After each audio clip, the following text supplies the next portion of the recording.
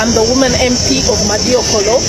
Today I want to confirm that I have picked my nomination documents and I'm ready to stand in the NRM primaries as the woman MP of Madiokolo district. Anyone who might have been doubting, just know that the deal is sealed and I am standing for the position of woman MP, Madiokolo district. I thank you.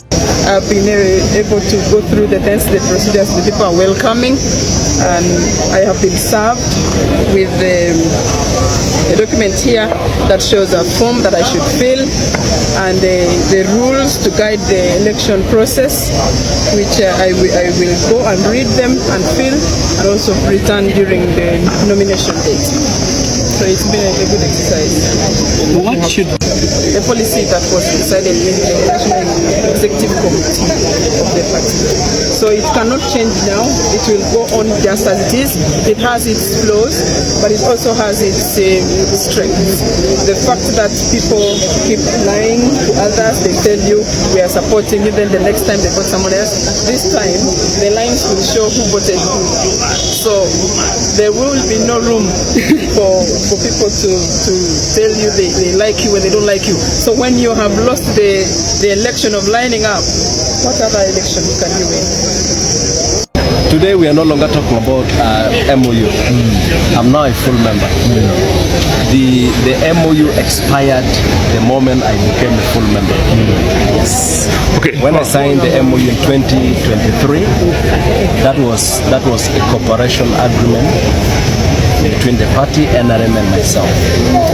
At that time, I was still a member of parliament on independent ticket.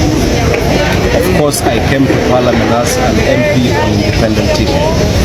But you know, the law allows you to take decisions and join a political party of your choice. And so early this year, I took that decision and joined the NRM. And so I can now officially tell you that I'm speaking to you as a member of the NRM. Thank you so much. I'm a woman leader, Agnes, the woman member of parliament for Lira district, who have served her first term.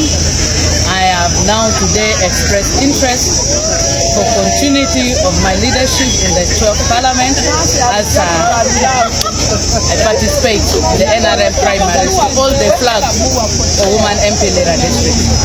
I am very enthusiastic, committed and ready to face this battle because I know we will reap what we sow, and I know I have very big harvest, and that's why I'm talking with confidence. And I know my party members will entrust me to hold the flag, and in the main election I'll still make it back to the top party. Uti, the member of parliament representing Arua Central Division of Arua City from West Nile. There can't be a rumor of a well-serving member of parliament like Atima Jackson Lee Puti that is not coming back. My people are warming. My people are yearning to send me back to the 12th parliament. So I am here to pick the nomination form, expression of interest that I am ready to serve my people as I have been doing before because of the work that is pending, that I have started in Central Division, Arua City and West Nile. The people are yearning to have me back here with this nomination form to append their signatures to come and